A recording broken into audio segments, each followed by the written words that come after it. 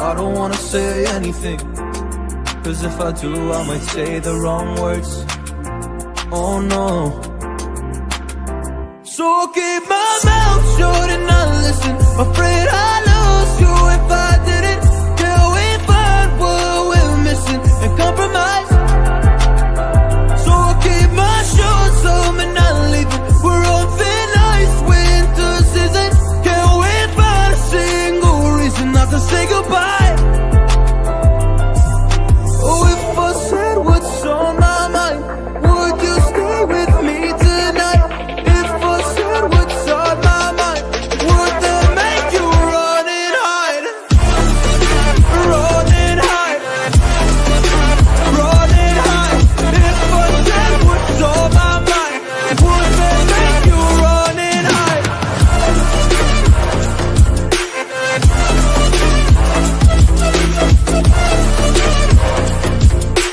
Would that make you run and hide? Run and hide. Run and hide. Oh, would that make you run and hide? Don't know what to do anymore. I'm out of options, nothing's working. I'm out of service. Come help me now, I'm fucking nervous. I'm trying but can't scratch the surface. So I'll keep my mouth shut and not listen. Afraid I'd lose you if I didn't. Till we find. This is the Suplex Assassin, the Hoe Thrower, your MLW World Champion. And you are watching Cole TV, and that is on Boomerang! Boomerang! Boomerang! Let's go.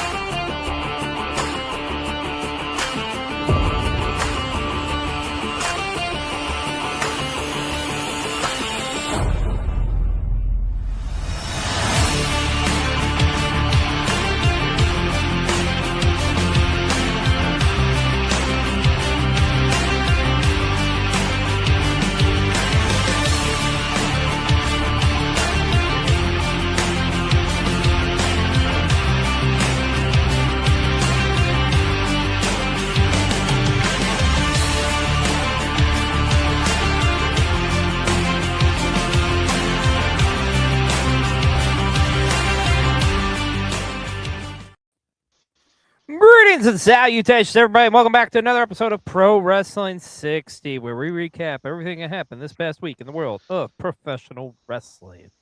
I'm Xlj the Og, joined by my partner in crime, my brother from another mother, Mr. B-Roll. Hoosiers? I was waiting for it. Yeah, how about those Hoosiers? Holy moly. If you're a college football fan, you know what we're talking about. So, yeah, when real life and sports world blends into PW60. How's them Colts? Is Is that too soon? Well, I'm sorry. You got one. More so, like, what is it with the state and Indiana and the Achilles and, like, what is in the air in Indianapolis? Like, Doesn't like Achilles, apparently. I think I put out there on the social media, like, I need 24-hour surveillance on Mendoza. So, like, we don't have, like, another Indiana, like, sports team, like, be devastated. Surely you're by injury. You got to get one. So, but no, congratulations to the Indiana Hoosiers football program. One of the biggest turnarounds in any sport ever. I would safely say, from being like dead last to number one in the nation and Big Ten champions. So there you go. But we're not talking football. This is a show about professional wrestling, and we got a lot to talk about this week.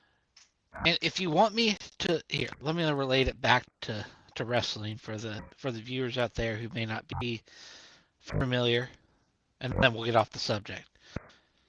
Indiana would be your classic underdog babyface. Ohio State, your devastating, menacing heel in the babyface. In your eyes, maybe not in the people who are Ohio State fans, but yes, I get what you're saying. That is true. But yeah, outside of Ohio State fans, nobody likes Ohio State. Everybody fucking hates them. You're not wrong. So, with that being said, though, how are we doing out there, world? This is P-Dub to the 60, as Best Cat likes to say. Wonderful to hear from him today. I bet we will. I'm sure we will. Yeah. Matter of fact, I know we will. We need to get into some wrestling. So, with that being said, I think the clock starts now. All right, our top story this week was Ring of Honor's final battle took place this past Friday night. Of course, coming to you from GalaxyCon in Columbus, Ohio. We've been talking about Ring of Honor for a little while now, but I really feel like we are to a point now, because we give a lot of flowers to AEW and whatnot, because they're really cooking the gas on all cylinders. I would say the same for Ring of Honor, too. I mean, Ring of Honor, this show was a phenomenal show.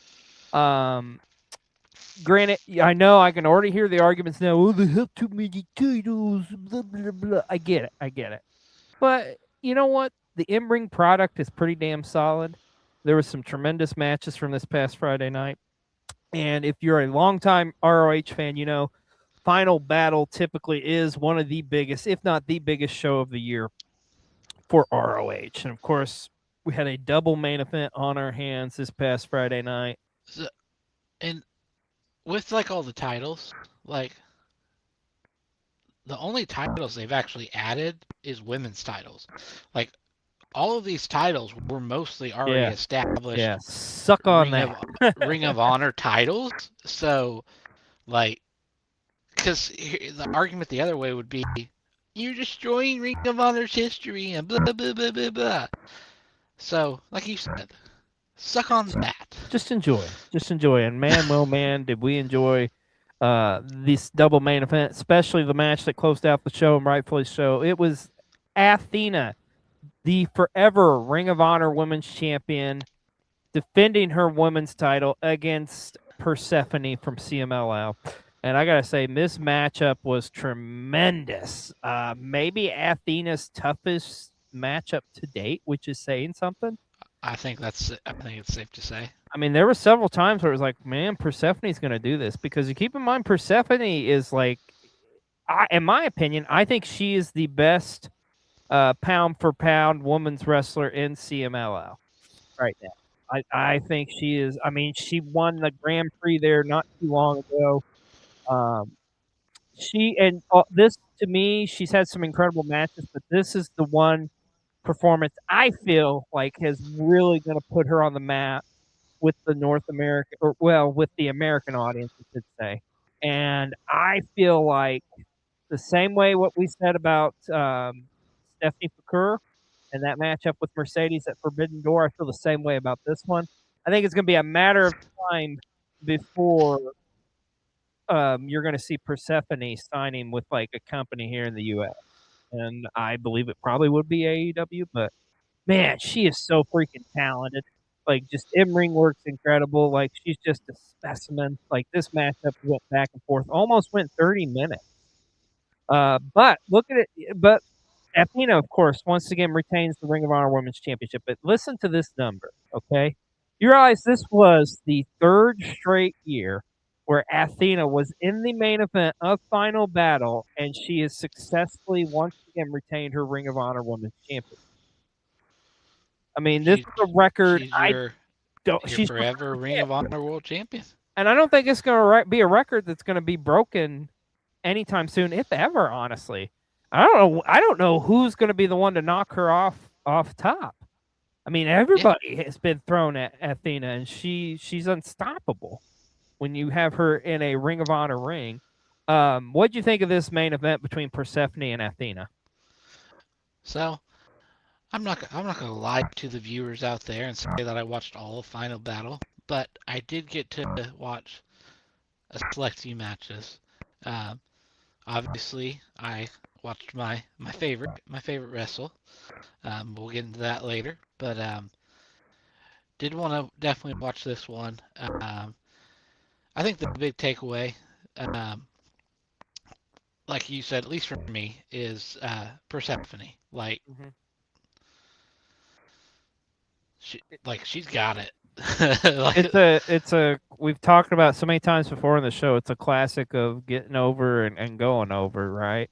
I mean, yeah, mhm. Athena got over, but like Persephone got over. You're going to be Yeah, seeing a lot more of her, I think, in the very near future, and rightfully so. yeah. Tremendous talent. And you made like the comparison to like Stephanie Vicur, like, and just remember like how crazy it was. Like literally, like after Forbidden Door, it was like that same week. It was like boom, she Mhm. was signed.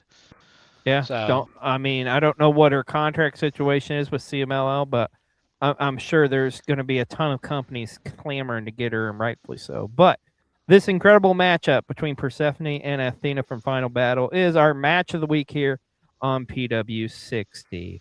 Now, the second part of that double main event saw who a lot of people have as front runners as wrestler of the year, and honestly, I'm kind of right there with them.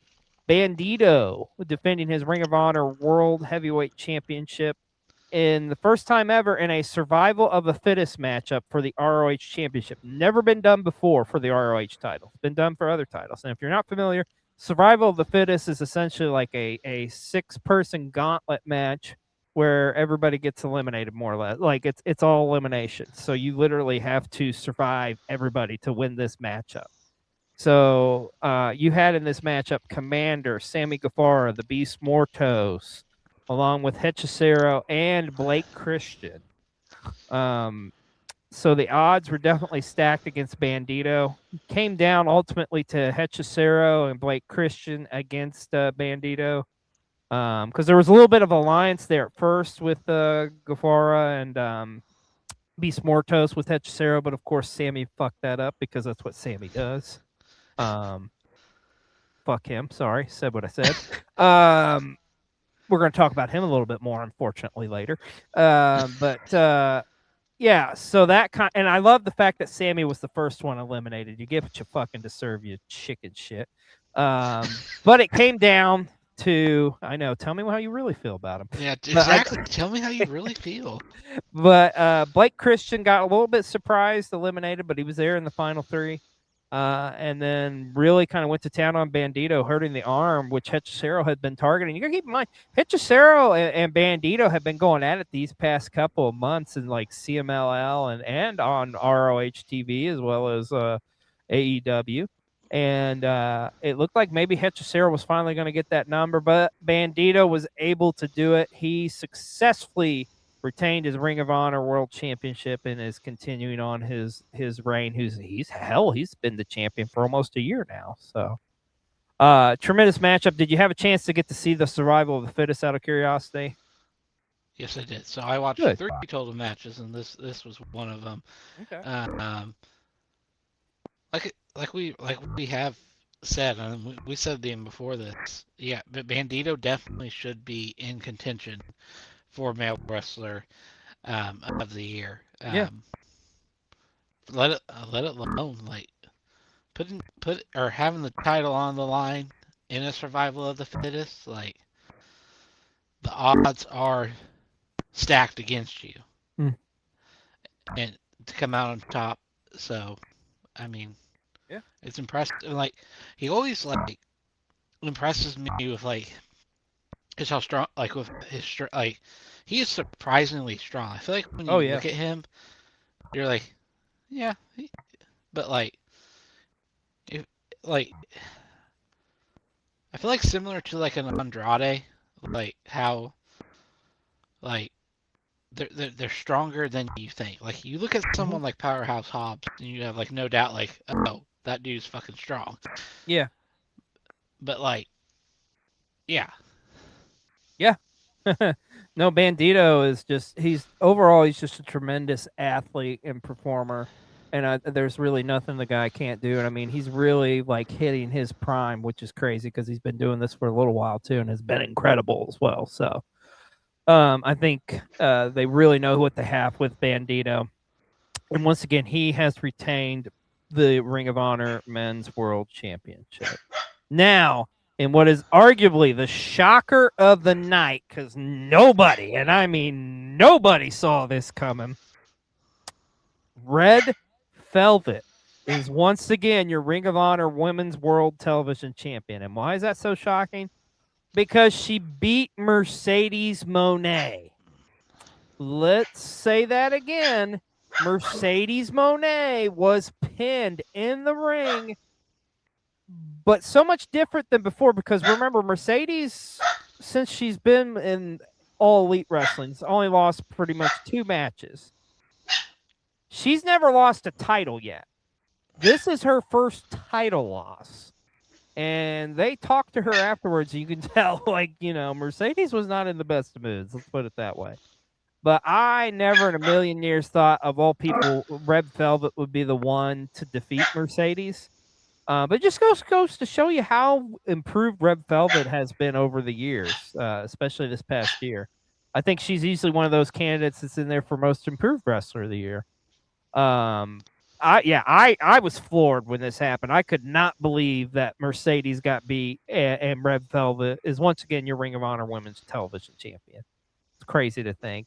Do you ever in a million years think we'd be talking about this? No, I really didn't. But what's interesting, maybe this is the start. Like maybe this is the start of something. Like maybe this is like. I'd be really interested to see if like slowly but surely she starts losing more belts, and like the madness ensues, and like she just starts going crazy, and it'd be interesting. Because also too, this is for the first time Mercedes has lost back-to-back title matches. Because granted, she wrestled, after the matchup she had with Chris Statlander at Full Gear, but still she hadn't wrestled in a title match until this. So crazy. But once again, Red Velvet is your new Ring of Honor Women's World Television Champion. And you said at the beginning of this too, like you have these new titles that's been created for the women in ROH, and just like how the women has evolved so much so in ROH. This was I felt like almost a coming out party, because let's talk about the other matchup, which I know is very important to you. Kicking off the show was the finals of the Ring of Honor Pure Women's Championship Tournament. Of course, it was Deonna Purrazzo going up against Billy Starks. Billy Starks looking to make history to become the first time Pure champion, because also she was the first time Ring of Honor Women's Television Champion. However, couldn't pull it off against your girl, the Virtuoso. Deonna Purrazzo is your very first Women's Pure Champion, and it seems like that's very apropos, as she is such a technical master in that ring. I know you're excited about this one. Tell us your thoughts on Deonna Purrazzo winning the Pure title. Yeah, so solid matchup. I mean, I wouldn't say great match. Yeah. Great match. Was like I do like the match of the night was Athena and Persephone, but like for me personally, this was a close second. So ironically, very first time I had heard of or seen Deonna Purrazzo was I just kind of got into wrestling.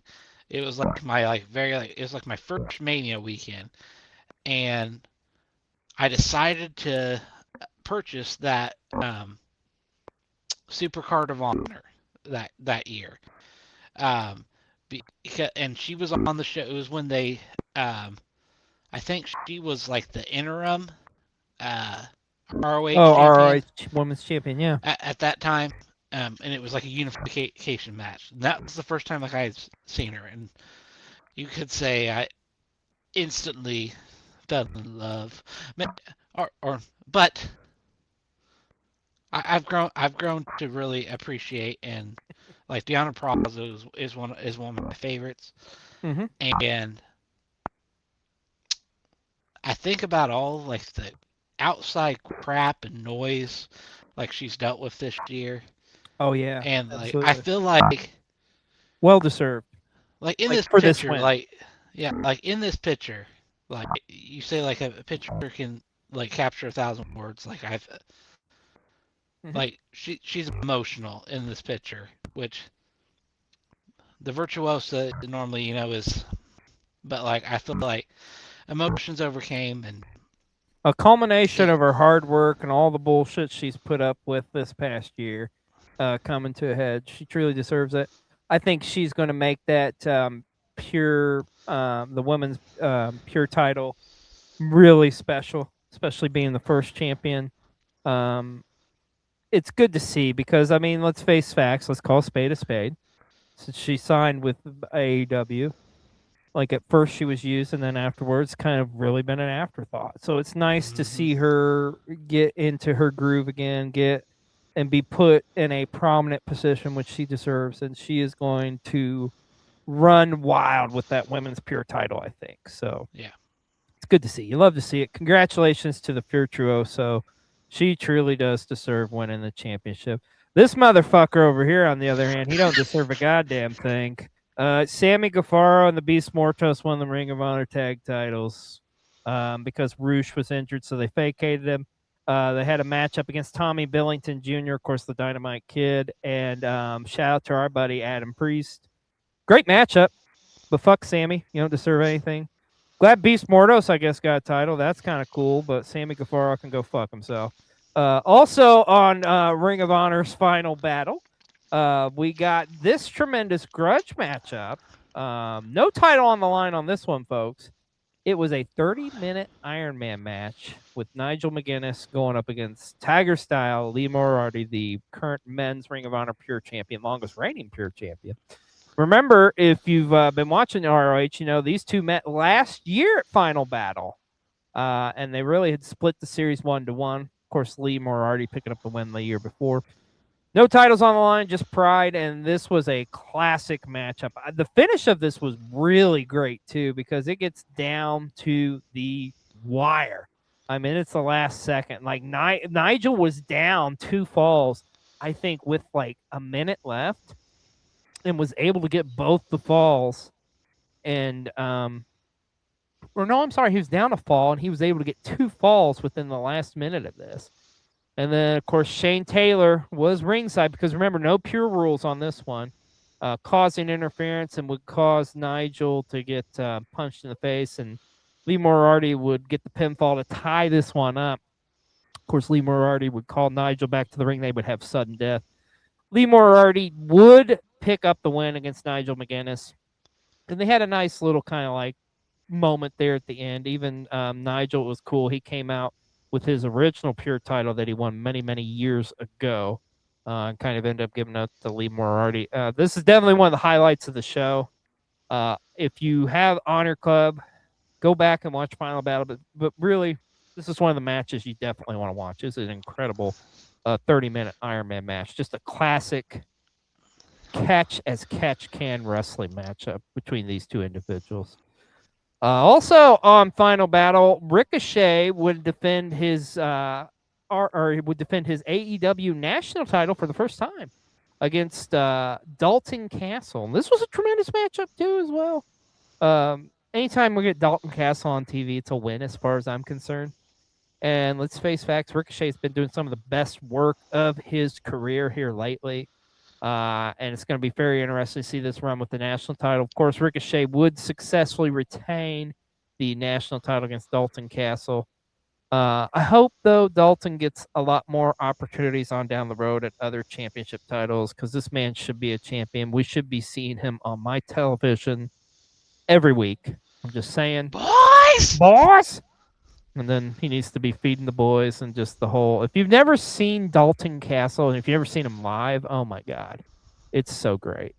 Like one of the true hidden gems in the world of pro wrestling. But he is like entertainment. Like he, it's one of those characters. Like this only makes sense in wrestling. Like right, yeah. And he's such a good in-ring performer as well, too. But the tremendous matchup, Ricochet successfully retaining that national championship. Also, that was my that was your Ricochet. Okay, that was my foolish attempt at the Ricochet. Laugh or whatever the hell we're Yeah. calling it. Yeah. I won't do Also, that again. yeah, that's also on Final Battle, the Ring of Honor 6-man tag titles were up for grabs. Of course, they've been feuding for months now. Shane Taylor Promotions and Skyflight. Shane Taylor Promotions, though, at the end of the day, they would get the win and would successfully retain their Ring of Honor 6-man tag team titles. Another tremendous matchup. I think Skyflight, though, there's going to be a day where they are going to get them and they're going to get those belts. I truly believe, because it's a good tandem with Scorpio Sky and Top Flight. Like, I like that group too, with Christopher Daniels and Layla Gray. I mean, that's a good solid faction. That's another thing too with Ring of Honor. They've got a lot of great solid factions there right now too, as well. So, It's but much better than the like. Remember when they kind of did like the airplane gimmick and everything? yeah, that was a little dumb. But this is working though. Like I say, like their Ring of Honor is really cooking all cylinders. Great matchups. And speaking of another great matchup, this was a good, solid singles match. Eddie Kingston going 1-on-1 against Josh Woods. This was just like a go from the beginning, a solid two wrestlers that like don't tell them that wrestling is predetermined. Yeah, they just beat the holy hell out of each other. And like Eddie taking this matchup too, so close to his so close to his AEW World Title matchup coming up here this Wednesday at Winter is Coming. So, but man, hell of a way to prepare yourself. But Eddie Kingston picking up the win against Josh Woods. And also at Final Battle, we had the 0 Hour show as well, which was a loaded card. You had Layla Gray going up against the new, recently signed Sada Steel. Of course, Layla Gray getting a big win there. Ace Austin going up against Lee Johnson. Also, you had the Death Riders were in action as well. John Moxley actually was on commentary for a good part of the show as well, which is kind of interesting to see. So, but if you get a chance, go check out Final Battle. It's a tremendous show. And like I say, a Ring of Honor right now, it is really, really the best and the healthiest it's been in probably the past couple years, I would say. Easily. They have found their niche. They found their niche. Yep. We were talking about this too last week too, how like when we went to we were at a Collision show and then we were waiting around and watching some of the Ring of Honor tapings matches, and the matches were just so like blah. But it's a lot different now because spoiler, that's kind of segue into let's talk about AEW and let's talk about Dynamite from this past week. And what we mean by that is because this was a very special Dynamite because you and I were there live and in person for this one, coming to you from Fishers, Indiana. And the before the show started, there was some Ring of Honor matches, and they were solid. They were fun. They were good. The crowd was into them. Like I say, it's a night and day difference with Ring of Honor. So we actually saw. Am I allowed to say this? Yeah, go ahead. We saw the Honor Club debut of Mercedes Moné. Yeah, that crowd was so shocked. Myself and two was like, wait a minute, Mercedes is coming out? So we're going to talk more about that. But let's talk about Dynamite. Of course, we are right in the thick of it, folks. The Continental Classic, one of the great tournaments of the year, is going on. And even though we're only a couple weeks into it, so far the Continental Classic has delivered some all-time classics that I tell you, we got a couple of them there in Fishers.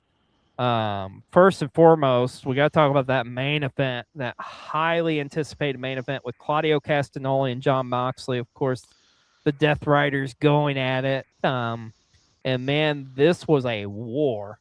Watching this one in person, get to see them beat the holy hell out of each other for a good 15 minutes. Of course, there was blood. I know, shocking. Moxley was bleeding throughout this matchup.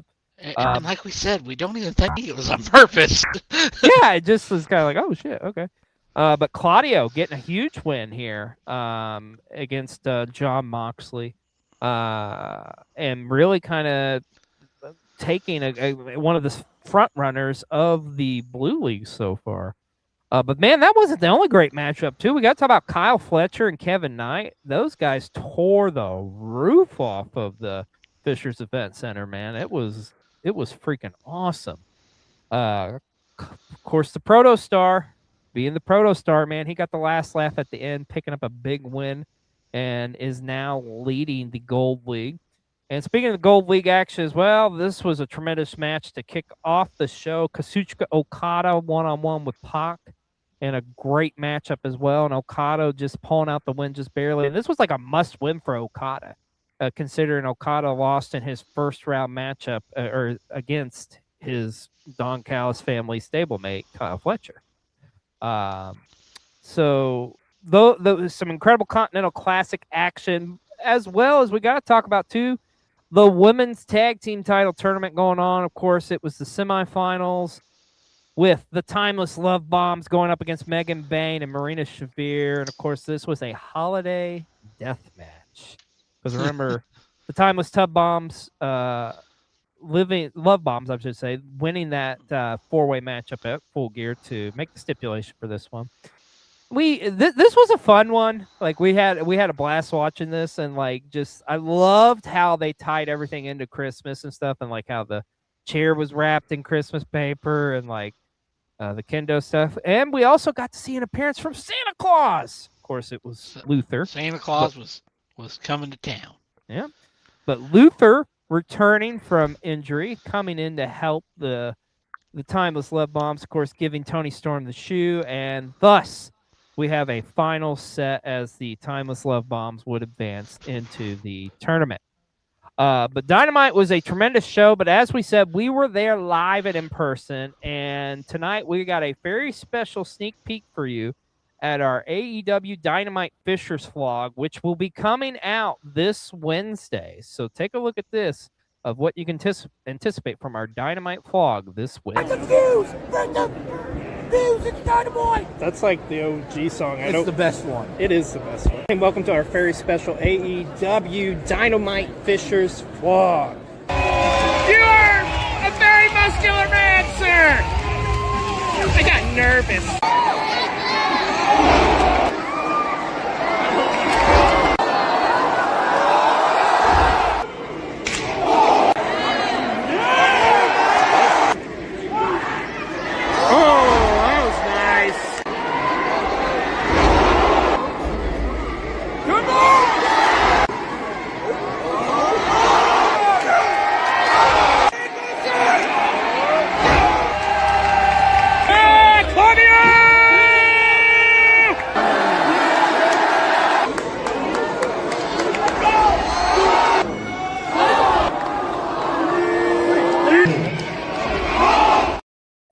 Well, there you go. That's just a little sneak peek of what you can expect this Wednesday here on Cole TV. Claudia was so close to you. I know. Yeah, it was funny when they were doing the entrances, like we were looking for Mox, and then I looked around the corner and like Claudia was literally doing push-ups like a mere like 50 feet from me. I was like, oh shit, okay. Yeah. Well, let's talk about just trying to get his nachos.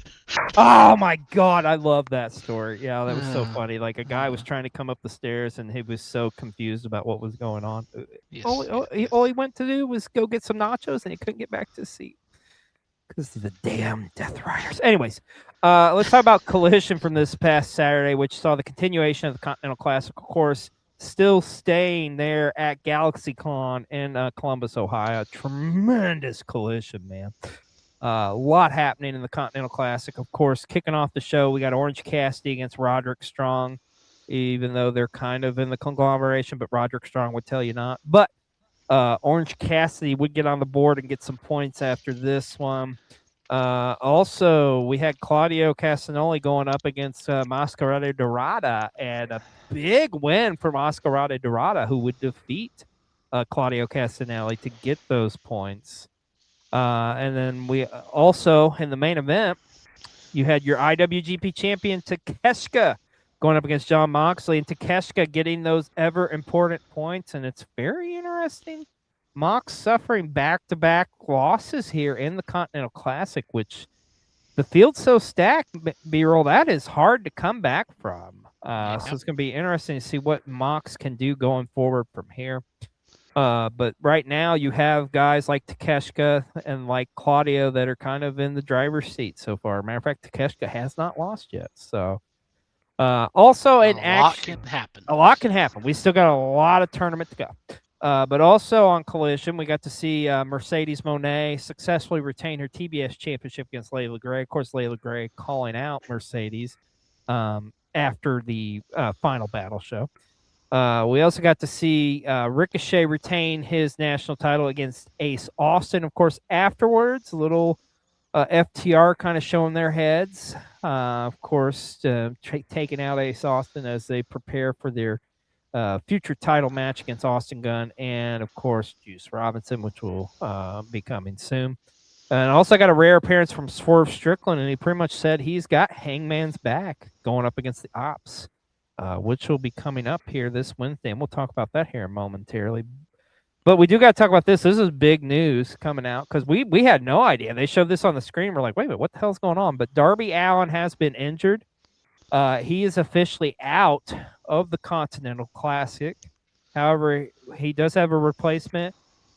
Jungle Jack Perry will replace Darby Allin in the Continental Classic. And he's kind of coming into a disadvantage already because he's pretty much because Darby did suffer the loss to Kevin Knight. So he's going to have some ground to make up for, but it'll be interesting to see what happens there. But did they go into detail about what the injury was? Because I thought it was something to do with like a broken neck or something, but I don't think they ever truly officially clarified that, did they? Yeah, I don't know. I've heard that it is a neck injury, and just that he's not medically cleared. So yeah. But nonetheless, you hate to hear this with Darby, but I'm sure knowing him, man, the crazy bastard, he'll be back at it in no time. So, but like we say, Darby's out of the Continental Classic and Jack Perry is in. Now, let's give you an update on the brackets here. Now, we mentioned earlier in the Gold League, Kyle Fletcher is in the driver's seat with 6 points. But right behind him, you have Kazuchika Okada, Pac, and Kevin Knight. And, of course, like we say, Jack Perry kind of at a disadvantage here. And Speedball has only had one match so far, and it was just that loss to Pac. So, still plenty of time for him to get back into this. So, there'll be plenty more Gold League action coming to you this week on AEW. Meanwhile, in the Blue League, kind of progressing a little bit faster here. As we said, pretty much right now, Takeshka is in the driver's seat, essentially undefeated. Claudio's right there with 6 points. However, he did suffer that loss to Mascarada Dorada. And then you do have Mascarada Dorada, Orange Cassidy, and Moxley all with 3 points. And then poor Roderick Strong has yet to get on the board yet. But once again, it's very early on with the Continental Classic. A lot can happen between now and World 10. And, of course, we'll keep you up to date on that here in the coming weeks. Big Dynamite this upcoming Wednesday coming to you. It is the annual Winter is Coming. And we do know some of the matches on this card. Of course, we're going to get the AEW World Championship is on the line. Samoa Joe defending against Eddie Kingston in Samoa Joe's first title defense since winning that title at Full Gear from Hangman Adam Page. Speaking of Hangman, him and Swerve are going to be in tag action against fellow Ops members Powerhouse Hobbs and Katsuyori Shibata. And we know the finals of the women's tag team tournament will be taking place at Winter is Coming. It is the Babes of Wrath going against the Timeless Love Bombs. And, of course, we're going to see some Continental Classic matches as well on the show. It's going to be a loaded Winter is Coming. Timeless Love Bombs win, or we riot. Yeah, I'm okay. I love both teams, but yeah, I need true. I need Tony and Mina to win this, though. I do. I'm pulling for them. I'm not gonna lie. So, but I'm definitely not gonna be mad if Harley and Willow win this because I don't think anybody thought they would get to the finals. I thought they maybe win one, but I didn't think they would get past Sky Blue and Julia Hart. But man, they did. So it's kind of interesting actually. Like if you look at the tournament, the two newest tag teams now, like I know, like you could say Megan and Marina, but Marina was only in there because of injury. Let's be real. But like other than that, the two newest tag teams are the ones that made it to the final. Interesting. So there you go. Well, switching gears here, it was a big weekend for Game Changer Wrestling as they did a West Coast tour. Of course, this coming off of that big Dream On show where we have a new GCW champion, Atticus Cogar, in his first weekend as of defenses. And man, he'd had his hands full, let me tell you. Of course, Say You Will took place this past Friday from Seattle. And in the main event, you had Atticus Cogar defending against your ultraviolet champion, Matt Tremont. Cogar would retain, but I think the story we got to talk about and the story of the weekend, Effie, what's going on? I mean, Daddy's not all right, B-roll, because, I mean, he snapped this weekend. At first, had a tremendous matchup with Priscilla Kelly, and Priscilla Kelly getting a huge win against Effie, and then Effie attacking the referees afterwards. He came out in the main event to cause interference, to get at Atticus Cogar, ultimately kind of leading to Cogar beating Matt Tremont. Just craziness, man. And then let's talk about GCW's Highest in the Room 4, which took place at the Ukrainian Center. They're home away from home in the Los Angeles area. And that main event, you had Effie challenge Atticus Cogar, and he couldn't get it done. And then Effie snapping again, attacking the officials. Effie, we love you. You're always going to be daddy. You don't need that. Just because you don't have the belt doesn't mean, gives you the right to I don't know what's going on in his head, man, but Atticus Cogar has gotten to him. And Cogar has had a successful first weekend as your GCW champion. So hopefully Daddy can get things together and get back on track, because Effie is fine. He's going to be fine. But right now he's not fine. But this show was loaded, man, because there was, and if you love ultra violence, you're going to love this show. It was interesting, too, because usually in the Ukrainian Center, they don't do death matches, but they had their first ever death match with Drew Parker and Cyclope in a tremendous, crazy-ass matchup. Also, you had the ultraviolet title on the line with Matt Tremont defending against Lucha Libre legend Damien 666. Priscilla Kelly and Vipers, that match went hard, dude. I mean, holy shit. I did not have on my bingo card Priscilla Kelly getting out a plate of glass and pretty much put Vipers through it. So that was wild. Also, you had a great opener for the tag team titles, and you even got your buddies from JCW, the Brothers of Unstructured, was in action too. And holy shit, the Lucha Libre match up on here, the trios match, my God, that match was incredible. Well, of course, as we said, it was in L.A. It's at their home away from home. Our good buddy, the Best Scout Machine, was on hand because he's always at those shows in L.A. So that being said, let's go to this very special report with the Best Scout Machine from GCW's Highest in the Room 4 from this past Saturday night. There, work it, nope. Ah! How are you? Ah! Oh! Scarred his nipple. Woo! So easy.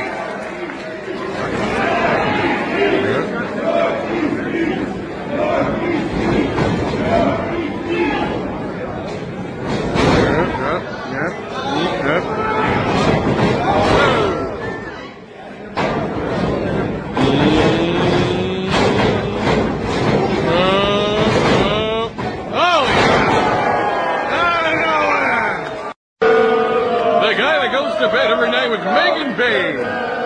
Just look at him.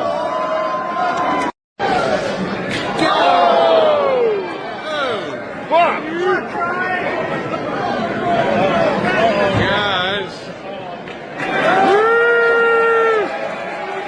What are you doing, Joey? Joey, what are you doing? Oh! He did that. Joey did that. Matt Tremont bringing the hits. Crip Santa? I didn't know you were here. Yeah! Elder abuse!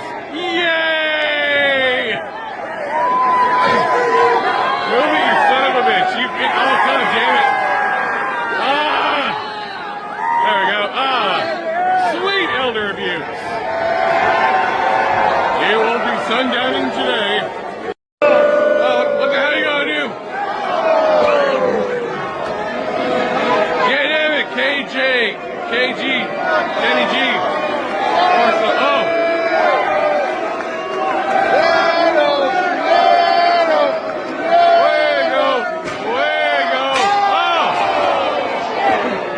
Hit him right in the hand.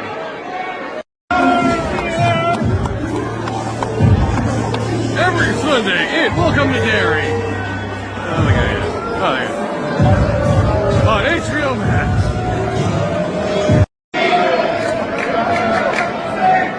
Yeah, take him high. Oh.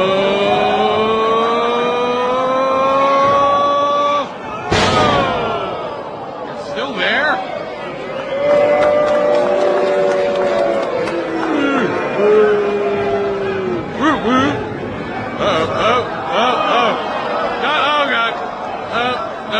Just going back now.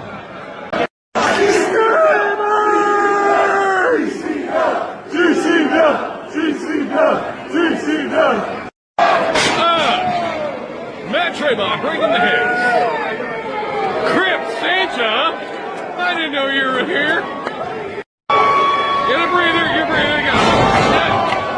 Oh shit, what happened over here? Missed it.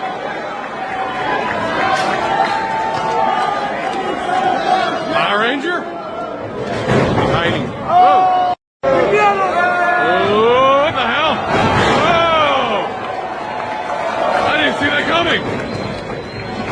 Oh!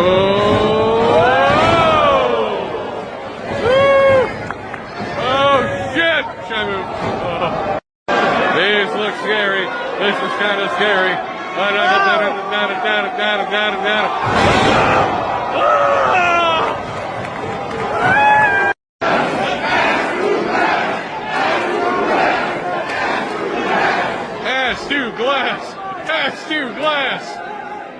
Pass to glass.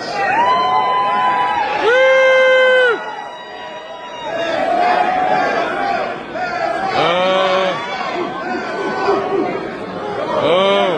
Oh, shit! There's glass in here.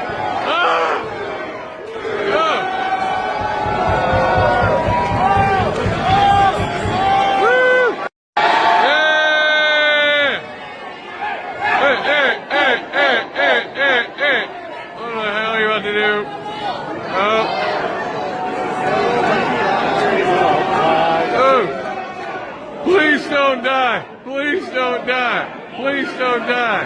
You can be named all you want, but don't die. Oh, no. Oh, no, not the nose. Oh, not the mouth. Oh, not the other side of the mouth. Okay.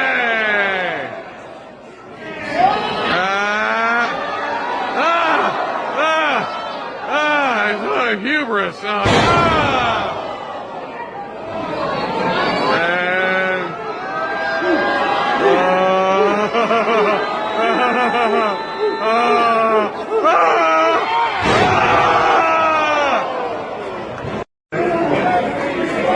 Guys, play nice. Epic flag. You're mean. Push it. Well, there you have it. Hey, you can catch a replay of both those GCW shows available on Triller TV.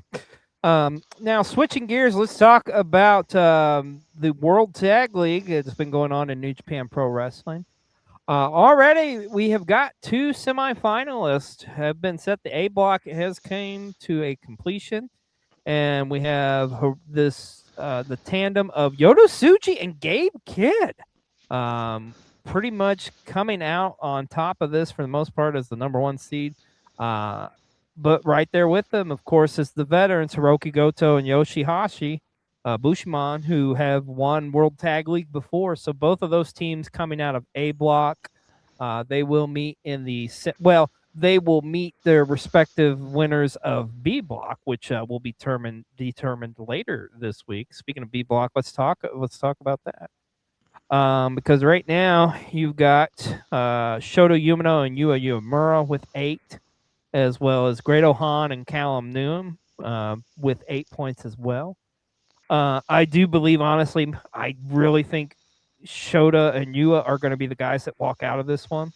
Because it's really surprising too, because you also have your IWGP World Tag Team Champions, the KO brothers, with only 6 points in this one too.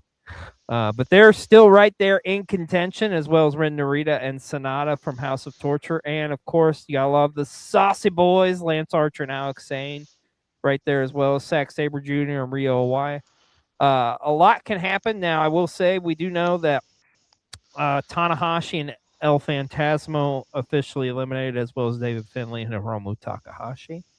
But we will find out tomorrow, actually, who is going to walk out, B Block, and make their way to the semifinals. But speaking of tag leagues in Japan, I want to talk about this. The finals took place a couple weeks ago, but the Goddess of Stardom Tag League has came to a finish, and we have got some winners, and it just so happens to be it is the young ladies Aya Sakura and Sayaka Kurara, better known as Korukuan, would win the Goddess of Stardom Tag League, and thus now have pretty much booked themselves a future tag team championship matchup. But congratulations to both these two young ladies, and both of them having like a tremendous year. Matter of fact, I believe, if I remember, our good buddy Light Skin Gaijin, and I apologize if I'm getting, I believe Aya Sakura had won a their Rising Stars or whatever that tournament is called there earlier this year as well. So she's had a tremendous year. So congratulations to both of those girls on winning the Goddess of Stardom Tag League. And it was a loaded field too as well. You had Megan Bain over there in action. You had of course Bosilla in action too as well. But if you want to catch a replay of any of that, you can go subscribe to the Stardom World and their channel, and they have that available. Now, let's also talk about the world of Joshi, because Tokyo Joshi Pro held a very unique show. It was the Ocha Norma this past weekend. Now, here's what's unique about this, because this was beyond a wrestling show B-roll. This was wrestling combined with musical performance, as they teamed up with a very popular J-pop band over there. And I'm going to butcher the name probably as well, but I believe it was I think the girls' names are Ocha Norma, I guess. I don't know. I like K-pop Demon Hunter, because we're going up. Anyways, yeah, there you go. It's like that. If you like that vibe, and I've seen the Up girls perform live, they're tremendous. But you can catch a replay of this actually over on the Wrestle Dream app. Now, interestingly enough, this is actually a pay-per-view, because the J-pop band that was a part of this show, they're pretty popular apparently. And it only would cost you, I believe it was around 3,000 yen, which is like 19 or 20 bucks or something. So anyways, you can catch a replay of that show over on the Wrestle. Or if you're cheap, you can watch us on YouTube trying to sing K-pop Demon Hunter. There you go. But we highly suggest you go check out this show. It's probably way more entertaining than we are. Yeah. Well, I don't know if it's more entertaining. K-pop Demon Hunter. That's a pretty good flick. Anyways, speaking of Japanese wrestling, we got to talk about this one. This was a huge show for Pro Wrestling Noah. It was Kaito Kiyomi's 10th anniversary show, decade show. And this guy, Kaito Kiyomiya, who's easily the face of Noah, I don't know what he was thinking, but like, this is I've never in my time of watching wrestling, I've never seen anything like this. Okay, so this is his anniversary show. So here's the thing. He wrestles not once, not twice, but 3 times on this show. Okay, that's one thing, right? But he opens the show, and get the big win against his first rival when he started wrestling, Hitoshi Kumana. Okay, that makes sense, right? I get it. And then later on, has a big 8-man tag team matchup as a semi-main event.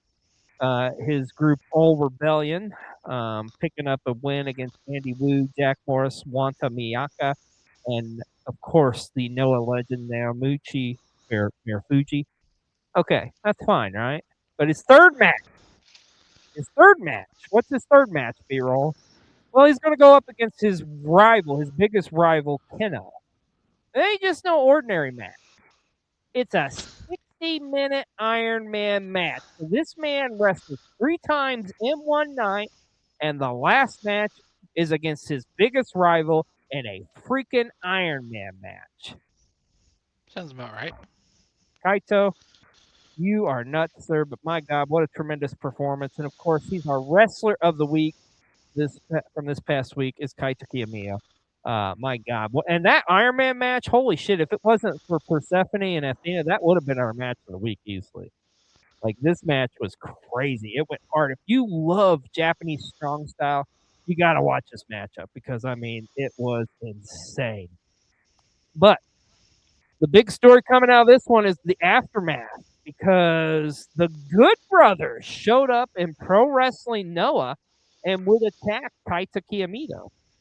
Now, granted, they would come out to stop. Well, I wouldn't even say they stopped, but they got the Good Brothers from continuing to work over Kaito Kiyomiya.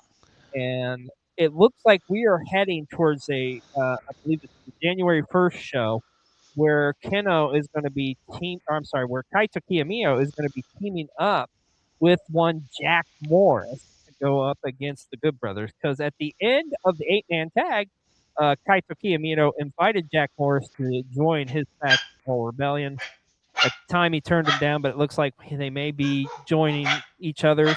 But there's a big tag match coming up involving the Good Brothers, and that'll be taking place in the huge annual January show for Pro Wrestling Noah. But it was a big weekend this past weekend in the world of Japanese pro wrestling.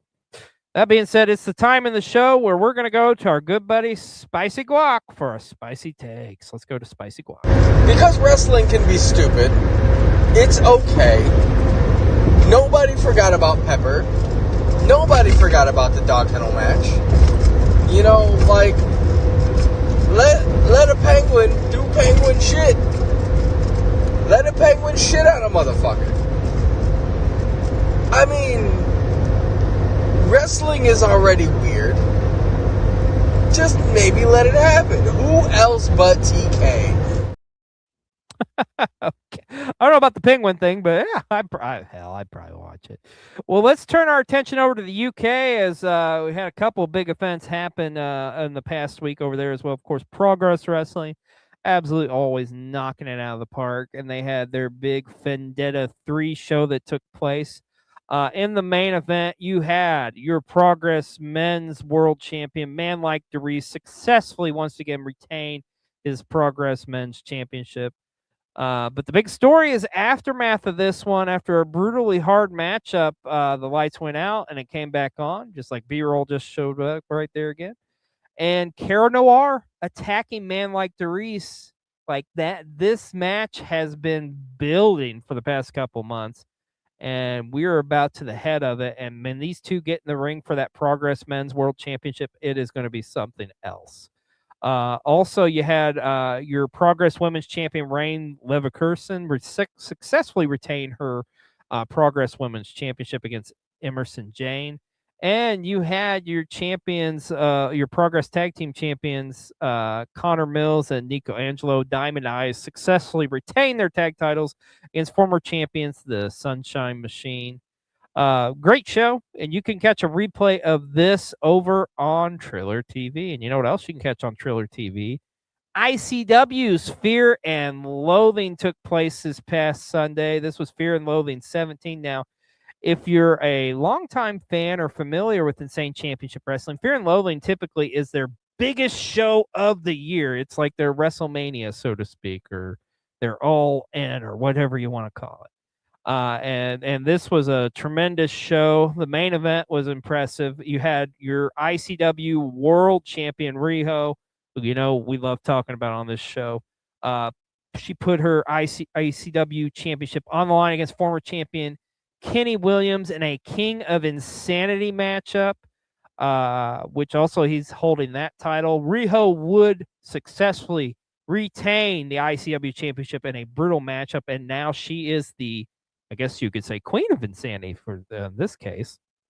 Also, we do have a new ICW Women's World Champion, as Lana Austin's reign did come to an end, as Angel Hayes would successfully win the ICW Women's Championship in a ladder match. Also, we have there was some other tremendous matchups with a lot of talent you're probably familiar with, talent that's been in ICW for years but recently came back, like a Wolfgang, like the Coffee Brothers, Mark and Joe. There was also some surprises on this show as well. Great show. Go back, and it's got a great vibe too, man. Like where they do this at, they call it the Garage. It's just like a cool wrestling venue. You can catch a replay of this now over on Triller TV as well. Well, we talked about it earlier a little bit. Let's talk about Ring of Honor's Honor Club. And as B-Roll said, yes, we were there for a couple of these matches that was on Honor Club. And they were really cool, too, for us specifically, too. And this is one thing I think we love about ROH is how they work with a lot of local talent. A lot of our local talent was featured on this show. Some great guys and gals. Like we had lovely Miss Larkin in a matchup against Mercedes Monet, which was huge. Granted, Mercedes, it would be a squash, but still, though, it was cool to see nonetheless. We got to witness a tremendous trios matchup with the Outrunners and Dalton Castle go up against a lot of our great talent in like Jay Coleman and Ashton Adonis and Josh Crane, which they got a great ovation too. A lot of people knowing exactly who they were. Commander and Mortos was in action as well on this episode. And of course, Billy Stark would defeat Yuka Sakazaki to advance to the finals of the Women's Pure Championship. You can catch a replay, of course, of Honor Club over on Ring of Honor's website. So, forgot to mention this too. This was a big thing that happened over the past couple of weeks too. Claudio Castagnoli is your new CMLL World Champion, as he would successfully win that championship in Arena Mexico. And I think he's got a long reign ahead of him, man, because Claudio is just a tremendous athlete. It was cool, too, because like when he came out right by us, it was like he had the belt on and everything. That was his first appearance here in the States with the CMLL championship. So, Yep, he did. It was pretty cool. Yeah. Loving the partnership still with CMLL and AEW, and I can already hear some people bitch. Well, the AEW, like just enjoy it. Just enjoy it. Don't be like B-Roll's dogs who are fighting with each other right now. Just enjoy wrestling, okay? This was a huge, like, I didn't have this on my bingo card. So, WrestleCade just took place this past or over a weekend ago. And Jushin Thunder Liger, who was appearing, made a surprise in-ring return coming out of retirement to go one-on-one with Joey Janela, and he would pick up the win. A huge surprise. Great seeing Jushin Thunder Liger, even though it was like a short matchup, which is fine. I mean, Liger doesn't have to do anything in ring. I mean, he's freaking Jushin Thunder Liger. He's one of the all-time greats. So, very awesome moment there to see. But would, like I say, would pick up a win against Joey Janela. And speaking of some interesting and exciting news, we do know that the former Dakota Kai, a.k.a. Charlie, will be making her in-ring return at a huge show coming up on March the 8th.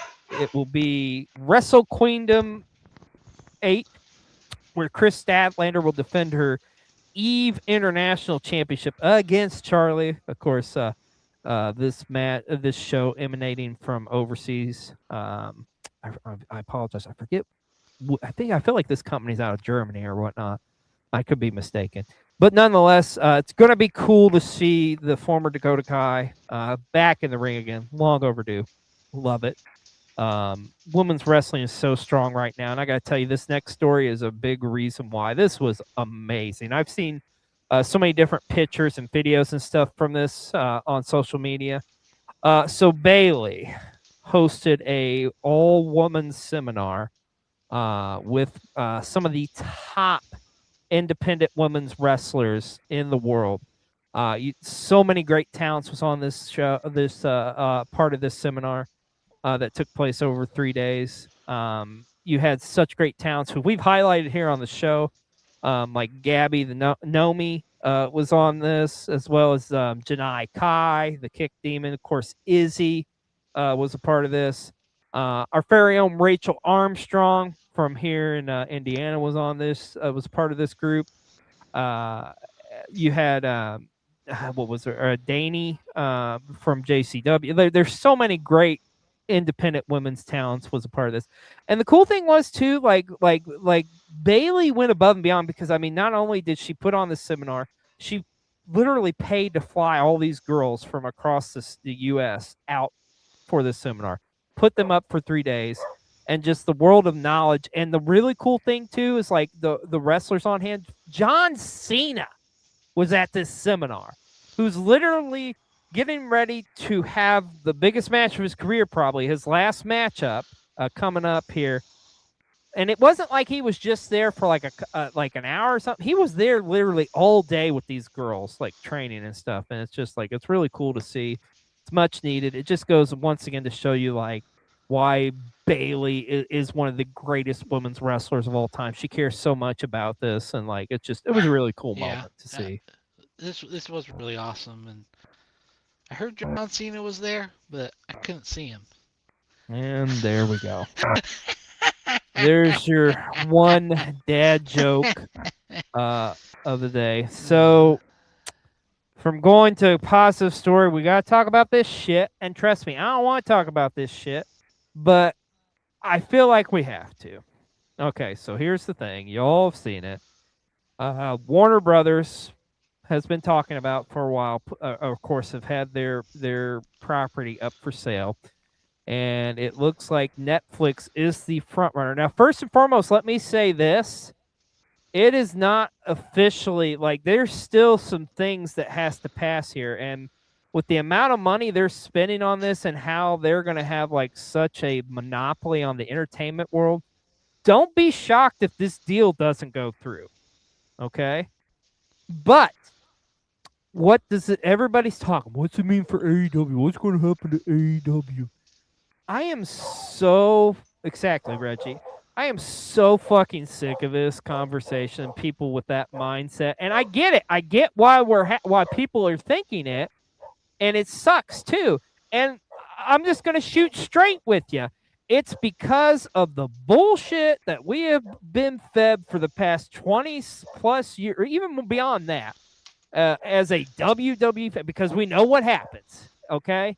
And it's, once again, we talk about the tribalism and shit. It has to go away.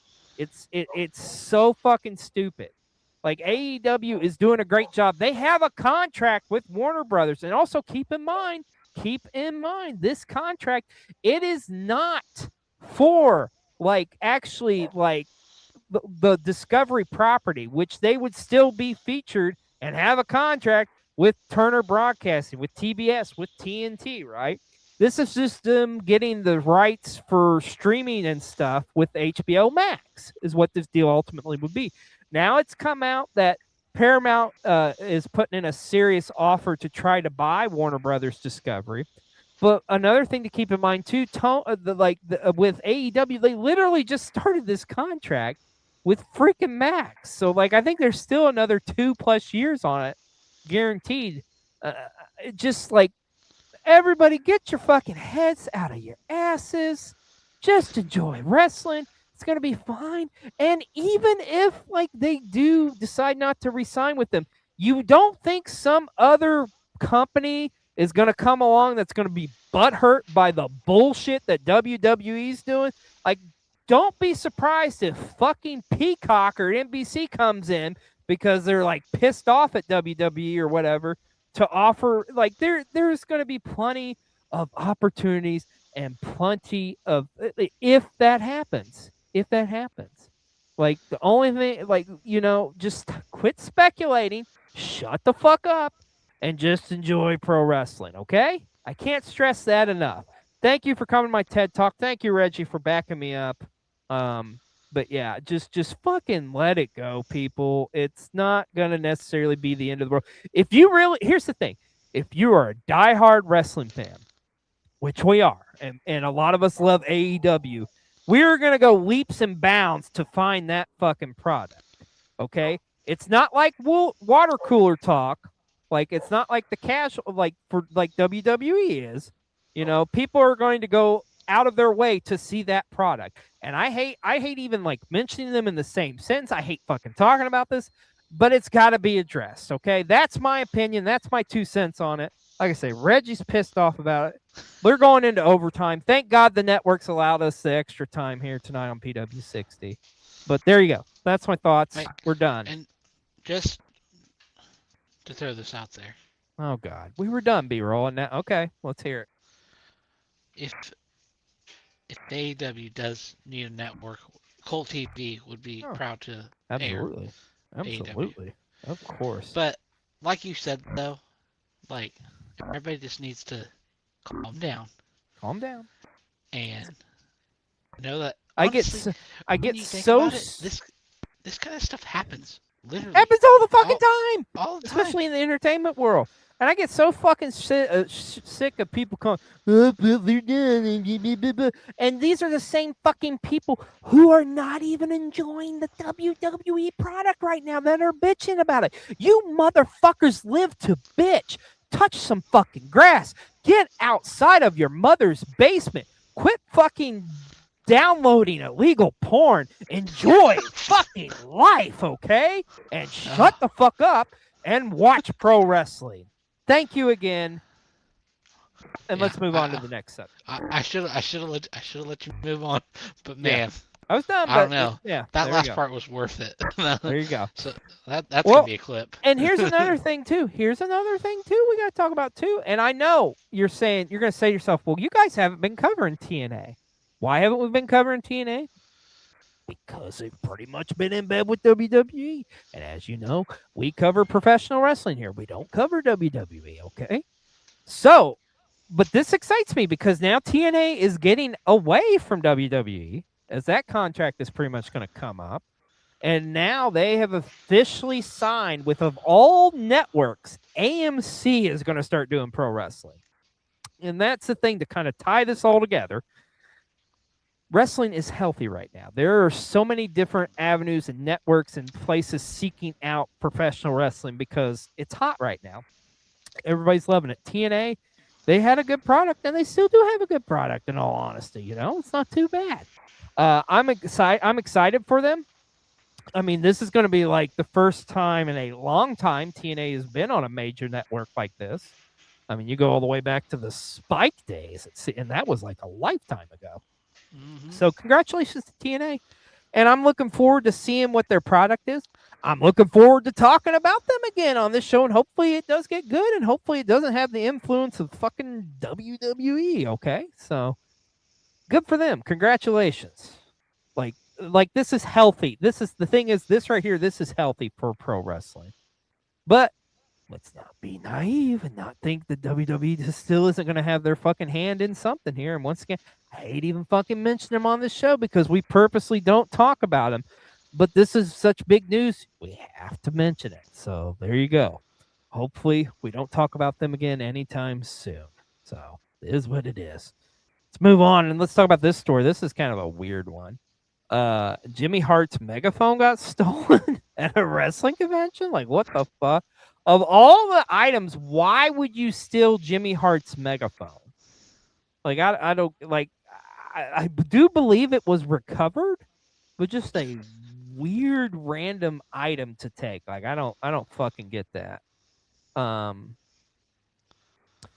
But I mean, it's Jimmy Hart. He's a Hall of Famer. He's a legend, and I'm sure he's got plenty more megaphones. But I do think they did Remember get that it time back. we were at a wrestling convention and Snitsky stole our megaphone, Yeah, I remember that. our I borrowed. also like I Jimmy Hart's such a sweet guy, man.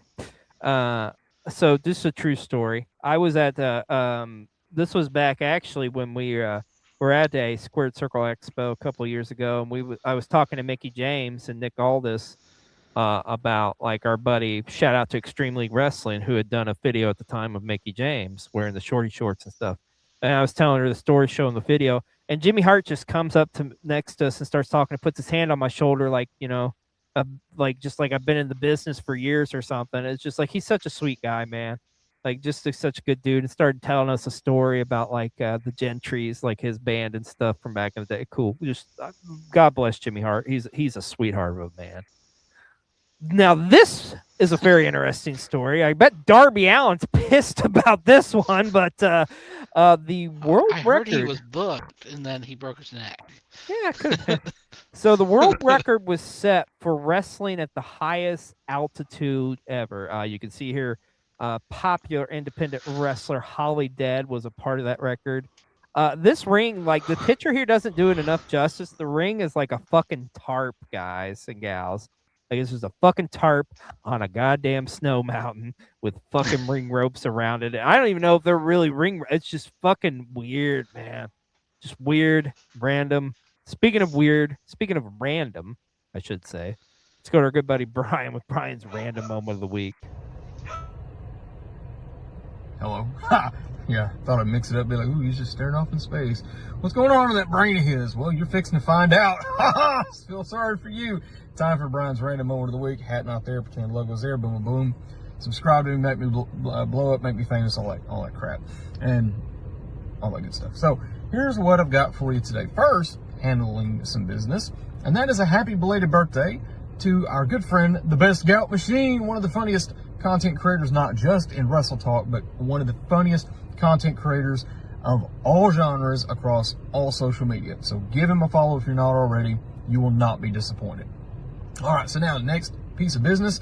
Just coming off a full week of vacation, so I had some time around the house while tinkering with things and working on things, and pulled up some things on the YouTube that is, and watched some clips of the Midnight Express, Stan Lane, Bobby Eaton, that version, with Jim Cornette, and their feud against Tully and Arn, and a lot of the promos that led up to their match where the Midnight Express, already holding the United States tag titles, won the world tag titles. So, of course, at this time, that led to Tully and Arn leaving for the WWF. So, quite simply, part of this is, what if Arn and Tully did not leave for the WWF? What if they stayed with the NWA/WCW at that time? Would they have had a series against the Midnight Express where they would have traded the titles back and forth? What do you think would have happened? And especially considering Tully with the personal issues, let's say that was not a factor and he was clean and sober and everything like that. How long do you think they would have been with the NWA? Would they have eventually went to the WWF to, of course, hold the tag titles? What do you think? Comment below. Let me know if Arn and Tully had not left and how that feud, let's say an elongated feud with the Midnight Express, would have been. I love that question. Thank you so much, Brian. Leave us a comment. Let us know what you think. Every week here on the show, we always do our indie spotlight, where we either spotlight a wrestler, an event, company. And this week, our indie spotlight goes to one of our own, our locals, Ron Bass Jr., tremendous competitor. Of course, he's the current MWT chain holder. Has been holding on to that chain for a little while now. But Ron Bass Jr., first of all, he's a sweetheart of a man. Tremendous guy. Beautiful man. Beautiful man. He recently, well, I say recently, a couple months ago, was featured in that GCW scramble match at the show we were at there in Indianapolis, Rumble on the River. But he's a tremendous competitor. Look him up. Follow him on all socials. You can see him competing all throughout the Midwest. Just a tremendous athlete. like a hoss of a man, but the man moves like a cruiserweight. An incredible competitor, and he is our indie spotlight this week. Is one Ron Bass Jr. Like I And say, let we'll me give him. let me say this too, and I did not clear this with you. What's that? But I would say this to the good people out there on the internet.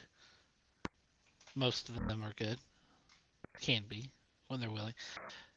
You have somebody or a promotion that you would like us to highlight on our indie spotlight. Oh yeah, hit us up. Totally leave that like in a comment Mm-hmm. or something. That would be awesome. Yeah, let us know. Please let us know. We'd be more than happy to. We love talking indie wrestling here. Well, it was announced this past week that AEW Revolution will be returning to Los Angeles. They'll be back at the Crypto Arena where they were last year. Sunday, March 15th, it will be taking place.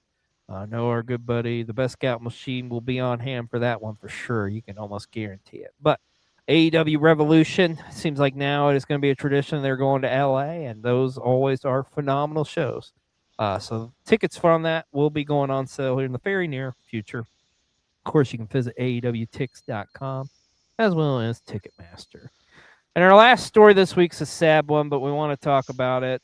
A lot of you familiar with Larry. Larry was CM Punk and AJ Lee's beloved dog that they rescued over 10 years ago. And man, what a life they gave him. But Larry has sadly crossed the Rainbow Bridge. Like I say, we're huge. If you know me, if you know B-Roll too, we're huge dog lovers. Obviously, like you guys have known me over the years. I've sadly went through that sadness of losing two of my boys.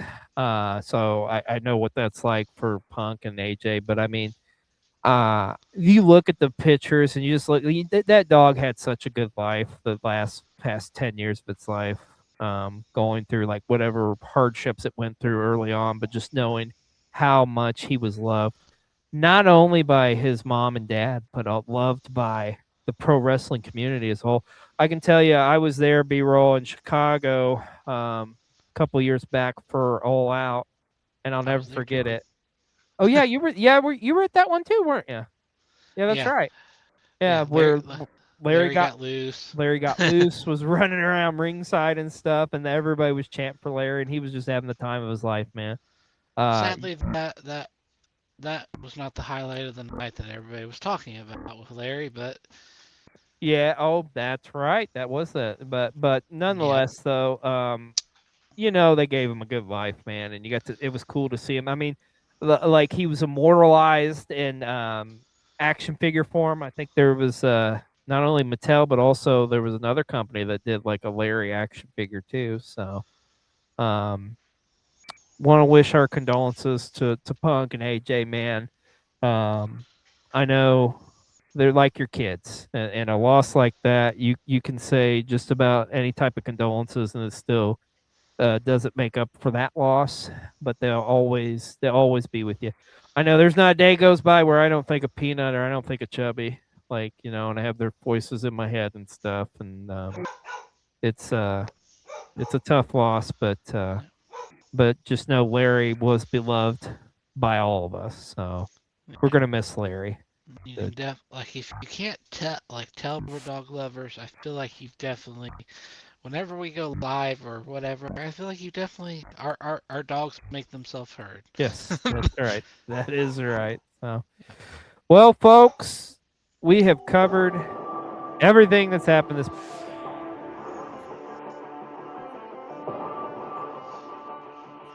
Special program note. As we told you, we're going bi-weekly here, but we do want to let you know our next episode, actually for PW60, we will be back December 29th. We won't be here on the week of the 22nd because that's Christmas week on Cold TV. Stay tuned. We got some amazing announcement and content coming your way for Christmas week. But we will be back here on December 29th for a brand new PW60. We'll be covering World's End. And also, too, just to let you know, I will be at World's End this year at the Now Arena. So hit me up if you're there. And as you could guess, yes, we will be having a special vlog at the end of the year at about World's End. So, that being said, I'm Xlj the Og. This is Mr. B-Roll, and we will see you December 29th for our next episode of Pro Wrestling 60. And, of course, stay tuned here on Cole TV. Later this week, our Dynamite vlog, and Christmas week is upon us. It's going to be huge. We're working on some things. Stay tuned for those announcements. Thank you so much for joining us tonight. We'll see you next time on another episode of Pro Wrestling 60. Everybody take care. Bye. Hoosiers. There, you got one out of me.